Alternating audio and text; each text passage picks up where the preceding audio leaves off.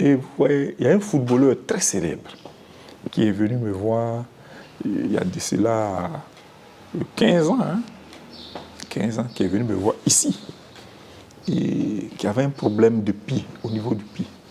Il n'arrivait même plus à tenir debout sur les terrains. Il dit qu'il est passé partout, et par la médecine conventionnelle moderne, il n'y avait pas de solution. Mais moi, quand il est entré, après consultation, j'avais déjà tout compris. Il était victime d'un sort. Je lui ai dit, bon, je vais te faire un canari. Il dit quoi? Il dit oui. Plus une prière que je vais te donner. Fais une semaine à Abidjan avant de partir. Ton mal sera éradiqué. Il dit non, là-bas, et les gens ont fait des mois. J'ai dit non, essaye le mien. Voilà, tu peux toujours être chrétien, musulman, ça ne dérange pas. C'est ta foi. Voilà, ça, ce n'est qu'une science que Dieu nous a donnée pour pouvoir nous aider. Voilà. Tu es chrétien, mais tu vas te soigner à l'hôpital. Tu es chrétien, tu te soignes souvent à les plantes. Voilà. Si tu pensais que tout était dedans, mais ne va pas à l'hôpital. Donc, toutes les religions le font. Et donc, il est venu et je lui ai donné la prière à réciter, plus le canari. Mais après une semaine, il ne dormait pas la nuit. Il dit que c'était comme si des fumées sortaient. Et c'est après que je lui ai dit que tu avais été envoûté. Mais comme dans ma vie, je n'aime pas mettre les gens en paname, il dit, mais par qui? J'ai dit non. Tu es guéri, c'est l'essentiel. Tu es guéri, c'est l'essentiel. Il y a des cas comme ça.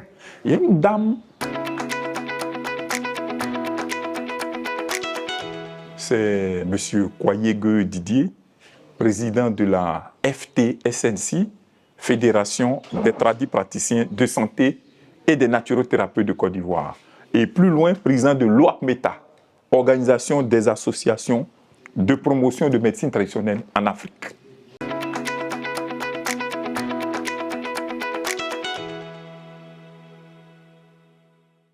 Monsieur Kwayege est naturothérapeute et il soigne plusieurs pathologies.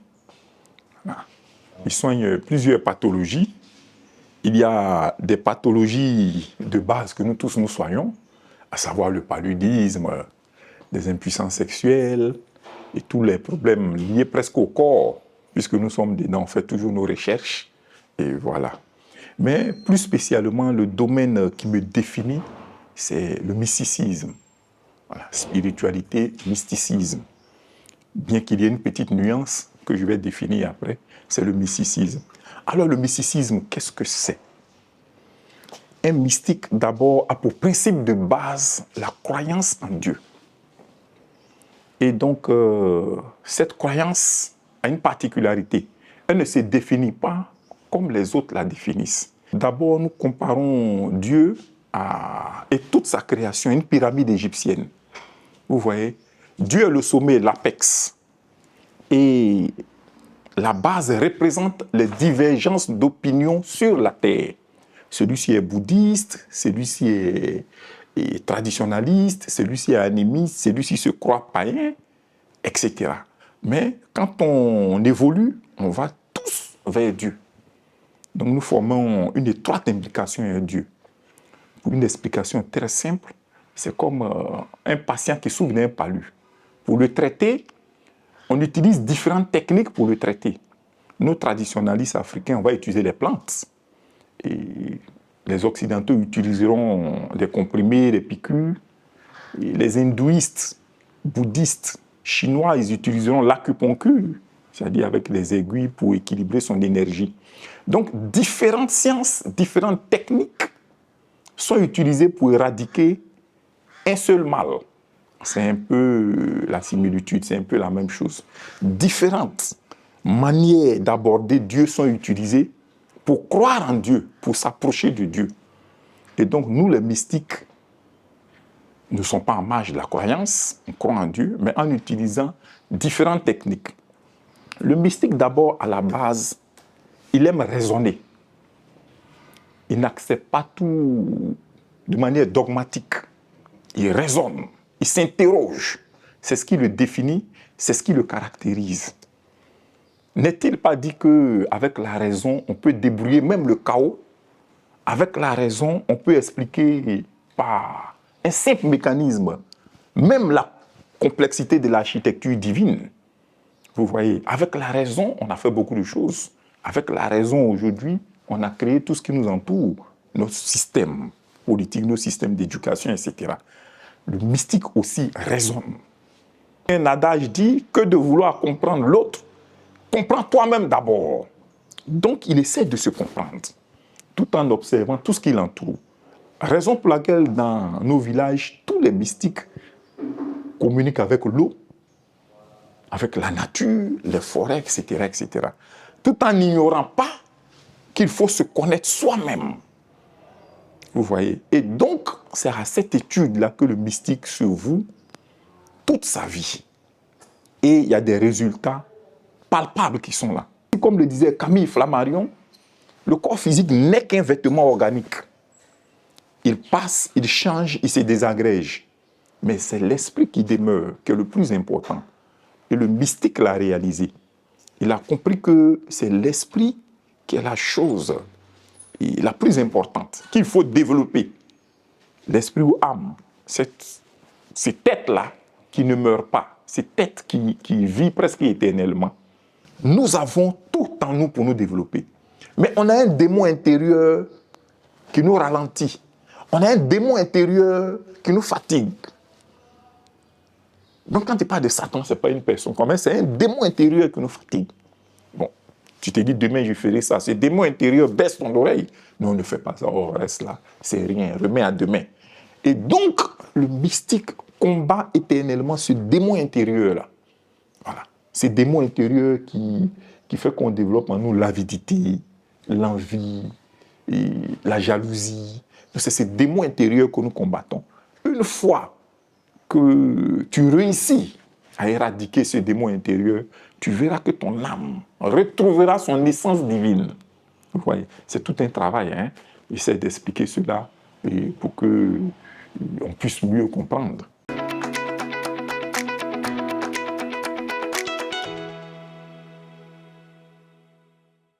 De manière pratique, concrète, vous voyez, une maladie, ce n'est pas quelque chose de touchable comme ça.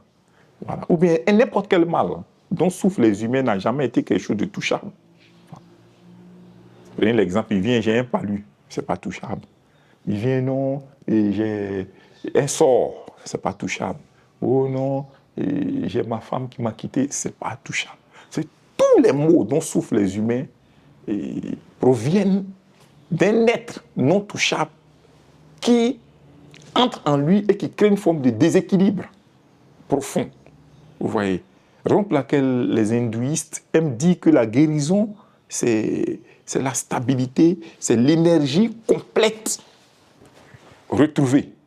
Donc pour eux, quand il y a maladie ou déséquilibre, c'est que l'énergie n'est plus à 50-50. Puis du côté gauche, on a 100% d'énergie répartie comme 50 à gauche, 50 à droite.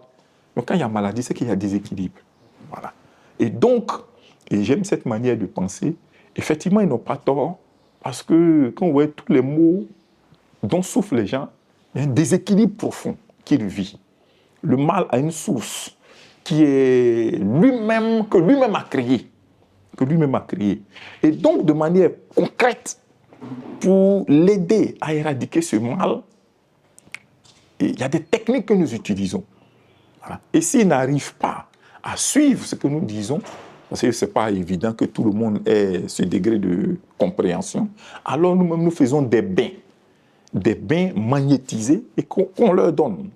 Il n'y a rien d'extraordinaire, c'est des bains magnétisés, des bains avec des prières, des bains avec un certain nombre d'énergies qu'on apporte, qu'on lui donne, qu'on lui prodigue, il l'utilise et ça aura tendance à équilibrer cette énergie d'antan.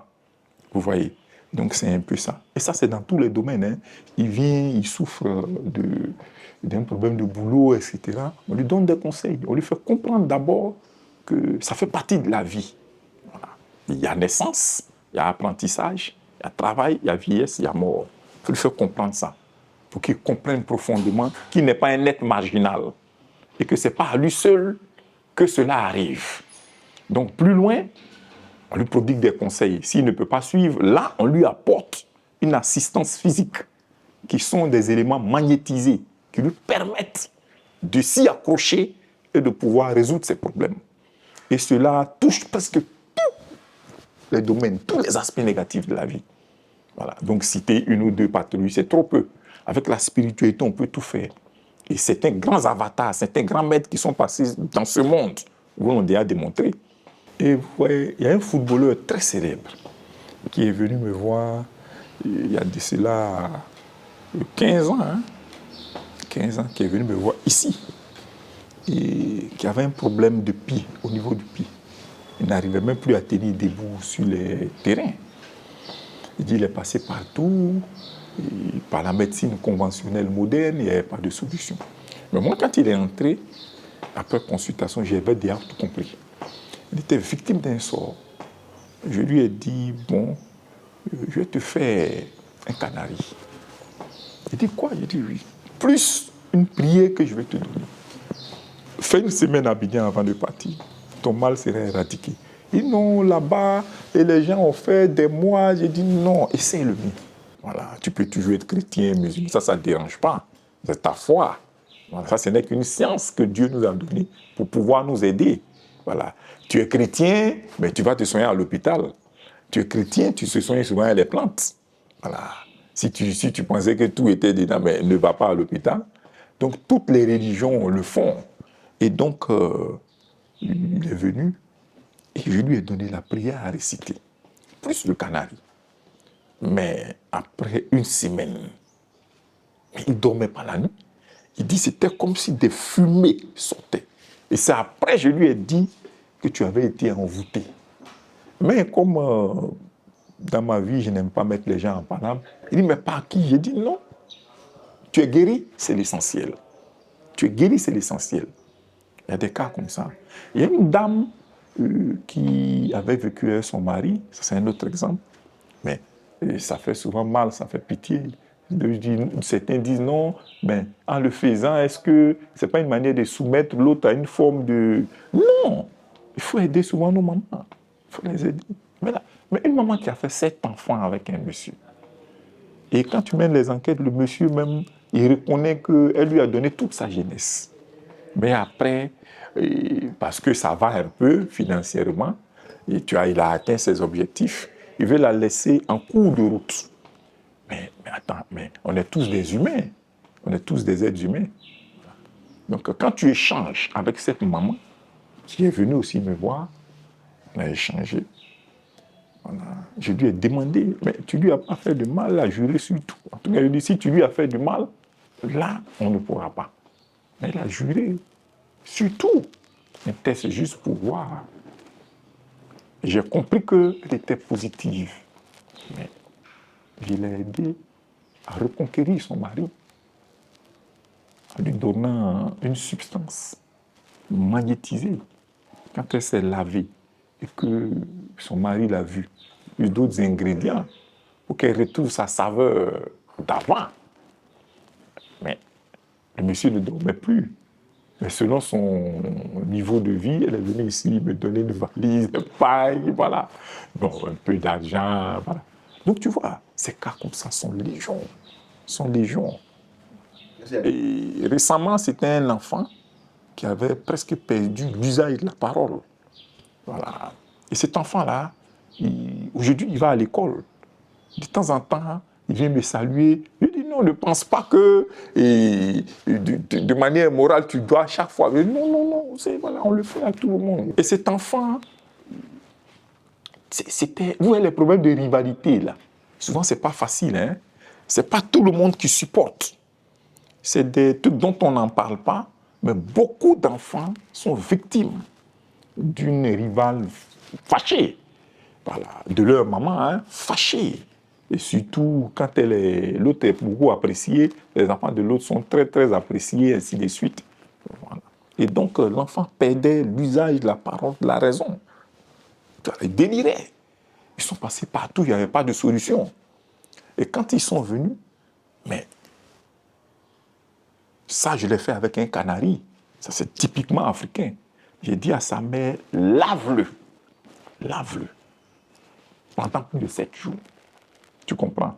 Et quand tu finis, tu vas enterrer le canari au cimetière. C'est symbolique. C'est symbolique. Il dit, mais pourquoi au cimetière? Il dit, non, c'est pour faire partir cette mauvaise énergie là-bas, pour ne pas que cela touche ou affecte d'autres personnes. Tu comprends un peu? Donc ces genres de cas sont légion. On les soigne tous les jours.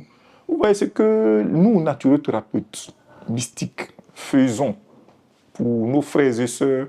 On ne peut pas en parler, c'est trop. C'est trop. Et même, je vais faire, si tu veux, je vais créer une petite activité avec le slogan « Honorons les vivants ». Vous voyez, pour qu'on honore nos naturothérapeutes vivants. Parce qu'ils font beaucoup pour nos sociétés africaines. Qui, depuis les hautes marches de nos sociétés, c'est-à-dire la présidente de la République et jusqu'au plus humble citoyen, n'a jamais eu recours à cette science. Ça n'existe pas.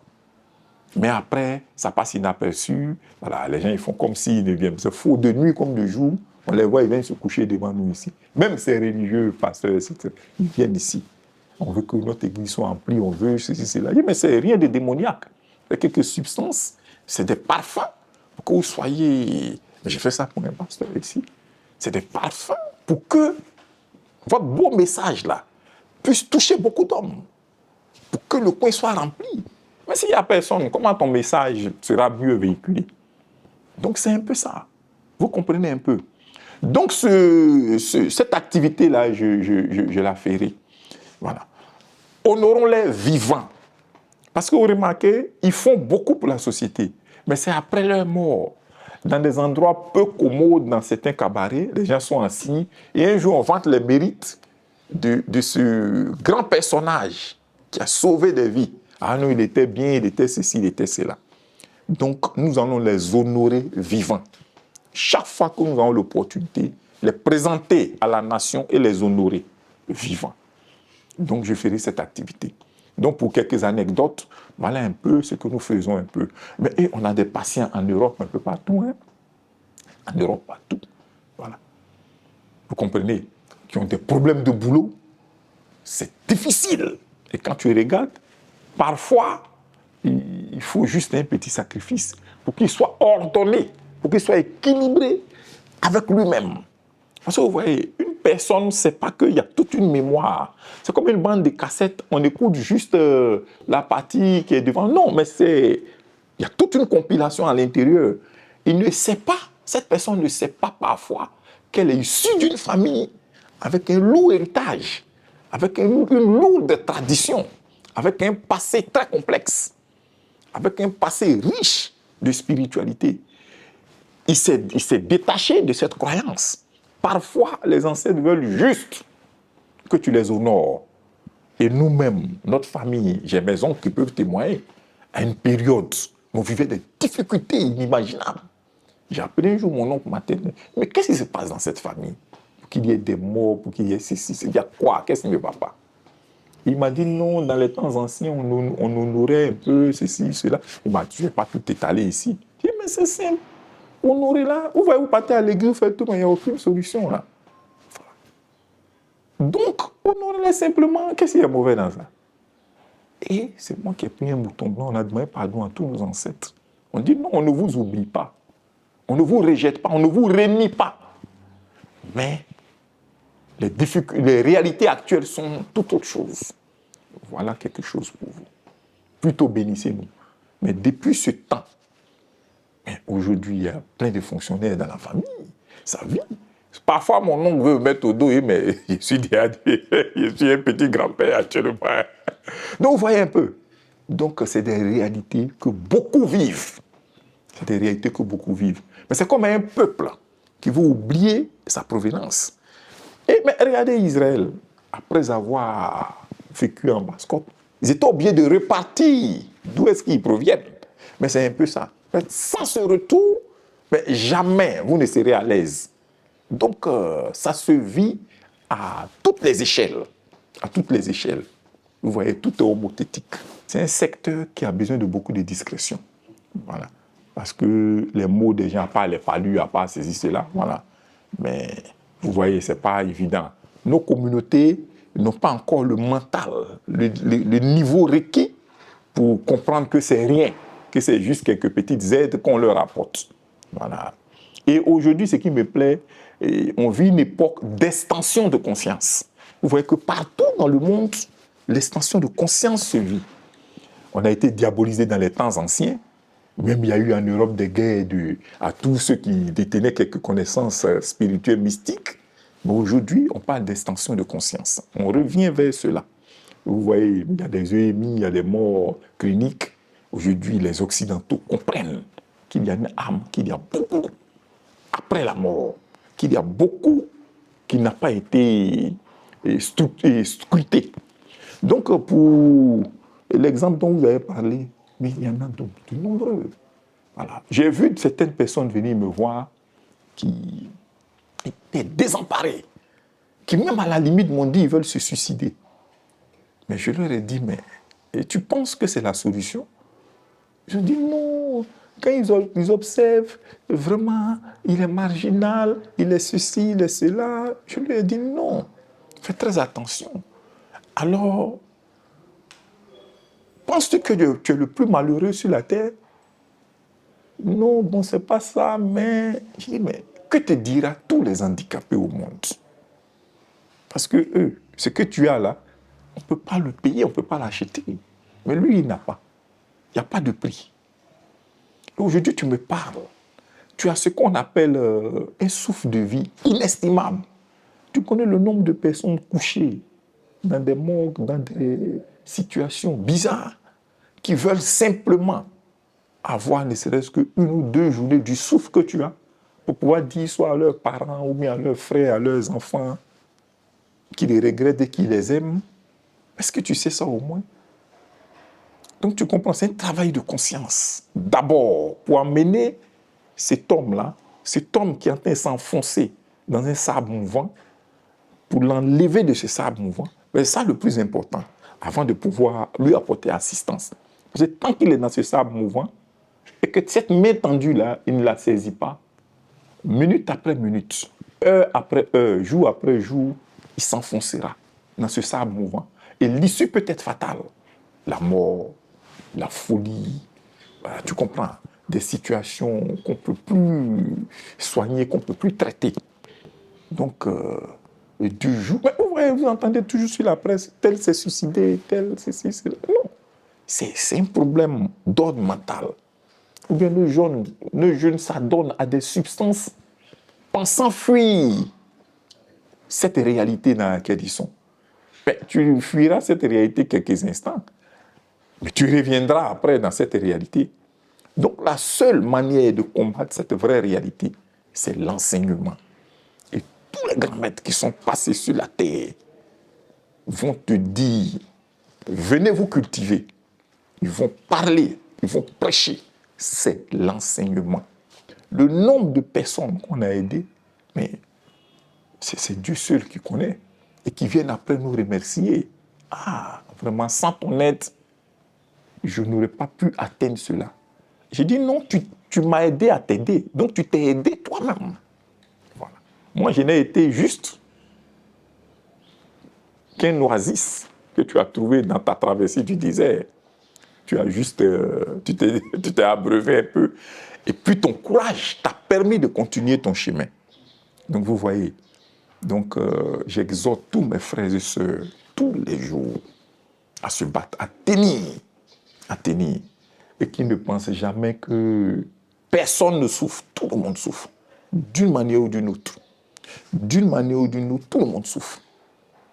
L'argent n'est pas le tout. C'est très important, mais ce n'est pas le tout. Les gens meurent avec l'argent tous les jours. Les gens sont malades avec l'argent tous les jours. Mais cet argent-là sera agréable à être utilisé que lorsque ta culture, ton degré de compréhension de la vie sera aussi au niveau acceptable. Là, cet argent te sera très utile. Sinon, sans ça, il n'aura aucun sens. Ça sera même un danger pour toi-même. Dans l'avenir, tous ceux qui veulent évoluer dans leurs différents domaines peuvent venir me voir. Pour quelconque raison. La seule chose que nous ne donnons pas aux gens, c'est la vie. éternel que d'autres donnent. Mais que ce soit des problèmes de maladie, que ce soit des problèmes de vouloir exceller dans leurs différents domaines, de vouloir briller, qui viennent nous voir. En réalité, il n'y a rien de criminel, il n'y a rien de mauvais. C'est juste que nous sommes leurs coachs. De la même manière qu'ils ont des coachs sportifs, ils ont des conseillers en politique, les conseils en spiritualité, en mysticisme existent. Vous voyez ces pays développés que vous voyez là, l'Europe, les États-Unis, mais ce que les gens ne savent pas, aux États-Unis, et même dans le KGB, une fois les documenter, il y a un secteur qui est réservé au paranormal. Un secteur qui est réservé au paranormal, qui parle de phénomènes non expliqués et qui explique ces phénomènes-là. Mais c'est nous ici en Afrique qui sommes plongés dans cette forme de combat-là, de pouvoir nous désorienter. Pourtant, c'est ici que le paranormal se vit le plus, que les phénomènes mythiques, mystiques se vivent le plus. Vous voyez? Et donc, tous ceux qui sont dans le besoin peuvent venir nous faire signe.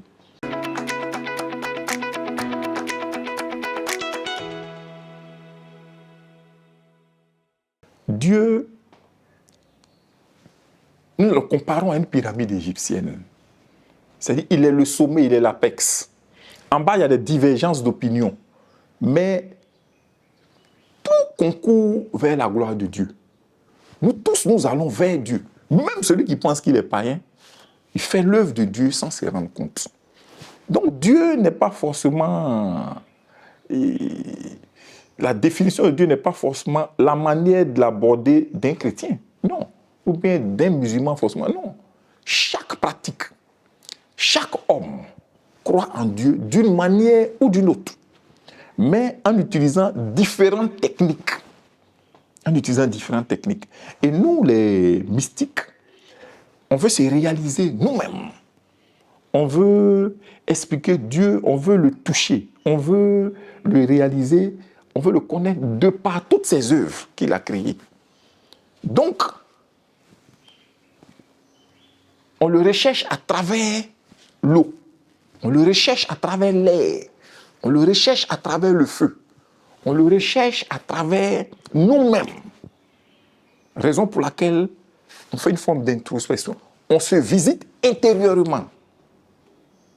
Et c'est dans cette visite-là que nous avons réalisé qu'on a ce qu'on appelle une âme qui est en notre sein. Et donc, cette âme-là est immortelle. Et cette âme, pour la développer, on utilise la faculté de la pensée. La pensée qui est un produit de la conscience humaine, qui crée une interaction très étroite entre notre fond intérieur et l'extérieur. Donc, vous voyez, donc on raisonne. C'est ça le mystique. Il raisonne. Il n'est pas un béni oui-oui. Vous voyez, parfois, il est dit que ne pas étudier, ne pas lire, ne pas écouter, c'est dangereux. Ça paraît bête. Mais il est 2 fois plus bête. Celui qui lit en croyant en tout ce qui est écrit. Celui qui écoute en croyant en tout ce qui est dit. Tu comprends? Il est 2 fois plus bête celui-là. Voilà. Donc nous, mystiques, on écoute, mais en raisonnant. On lit en s'interrogeant, en critiquant, pour qu'au bout, on puisse faire sortir la vérité palpable, la vérité qui n'est pas, tu comprends, à discuter. Donc c'est ça la conception de Dieu dans le mysticisme. C'est comme ça le mystique conçoit Dieu. Sinon, nous croyons en Dieu. Voilà. Et je pense même que dans le respect des lois de Dieu, le mystique, vraiment, il est plus à applaudir. Parce que le mystique va au contact de Dieu. Le mystique fait un effort pour respecter les lois autour de lui. Puisque quand il a compris ces lois, il a peur de mal agir. Il a peur de contredire ces lois. Donc le mystique croit en Dieu. Voilà. Donc les autres, on n'empêche pas qu'ils conçoivent la vie comme ils veulent. Non, non. Tu comprends? Donc, et plus loin, je donne un adage infini. Infini. Et ce qui nous est permis de comprendre, de connaître et de savoir. Mais immenses sont nos hésitations. Nos frères et sœurs qui se limitent là, ils hésitent beaucoup. Ils se limitent pour rien. Sinon, infini est ce qui nous est permis de comprendre et de savoir. Donc, qu'ils s'ouvrent à eux-mêmes. Qu'ils dépassent leurs limitations pour se réaliser et pour comprendre la vraie vie. Je donne une anecdote. Les êtres humains réfléchissent. Ils sont barricadés, ils sont bloqués par leurs organes de sens. Prenez l'aveugle de naissance. L'aveugle de naissance. Son sens de moins que nous lui donne une forme de sagesse différente de la nôtre. Regarde, dis-lui, voilà ceci ou cela. Il aurait voulu tout comprendre par le toucher. Puis c'est ce sens qui est le plus développé en lui. Il a perdu l'usage de la vision. Tu lui dis, la pièce d'argent, il dit, donne-lui toucher. Ah, et il pourra te dire ce que c'est. Tu dis le bois, donne-lui toucher. Tu dis Dieu, il dit, donne-lui le toucher, vois. Je te dis, non, il est au ciel, mais il ne saura même pas de quoi est-ce que tu parles. Mais il n'a jamais vu. Même, il n'est pas affecté par nos morts. C'est juste qu'il entend des pleurs. Il s'interroge. N'eût été une forme de règle stricte qu'on lui donne, mais il urinerait partout. Il allait même aux toilettes devant tout le monde. Mais il ne sait pas ce que c'est. Même si on ne lui disait pas, il faut te vêtir, il ne se vêtirait même pas. Vous voyez, le simple organe de sens de moins que nous, regarde dans quel état ça le met. Ça lui crée une sagesse différente de la nôtre. Mais elle le sourd-muet. Et plus loin, celui qui a 6 organes de sens. Mais nous sommes des aveugles devant lui. Et celui qui a 7 ou 8 ou 9 organes de sens. Donc vous voyez, nous sommes limités par nos organes de sens. Et ça nous donne des ailes. Sinon, ce n'est qu'une ignorance qui nous a fait croire que nous étions un caprice de la nature. C'est notre égocentrisme qui a fait qu'on a pensé que nous sommes le centre d'inertie de l'univers. Mais nous ne sommes rien. Nous ne sommes rien. Nous nous battons comme les infinités d'espèces qui sont là pour aller vers Dieu.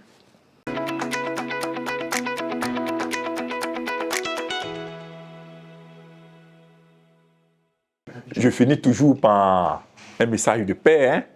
Et je fais un clin d'œil à notre Excellence, le président Alassane Ouattara. Voilà, pour lui dire que les naturothérapeutes sont là. Ils ont toujours besoin d'assistance. Et dans sa quête d'une Côte d'Ivoire émergente, nous lui ferons plaisir. Je l'ai toujours dit, ça choque certaines personnes, mais non. Avec un peu de moyens, avec une subvention, moi, pour lui dire, je mets la Côte d'Ivoire au même niveau de développement en matière de médecine personnelle que la Chine. Je lui dis ça. Parce qu'aujourd'hui, la Chine, c'est le plus grand exemple. Vous voyez. Et plus loin, du courage à tous nos frères et sœurs qui souffrent. Je les exhorte de ne jamais cesser de se battre. Je les exhorte d'être courageux. Je les exhorte à lever la tête, à ne pas avoir honte. Et que, comme le disait Nietzsche, tout ce qui ne nous détruit pas nous rend forts. Vous voyez? Et donc, ces épreuves ont pour objectif de nous développer, de nous rendre forts, de prendre conscience de notre état profond, de notre divinité profonde. Donc, de s'accrocher et de ne pas avoir honte, de venir nous contacter. Je donne mon contact, c'est le 07 2 x 48 84 73. Plus loin, le 05 06 00 10 38. Toujours 00 225 hein, pour ceux qui sont à l'international. N'oubliez pas de nous contacter, surtout moi-même personnellement. Toutes sortes de mots sont à notre portée. Vous serez satisfait. Pour toute personne désireuse de nous contacter, notre siège cabinet se trouve à Angré, c'est situé à Angré, et 8e tranche, plus précisément sur le pont Soro. Merci beaucoup.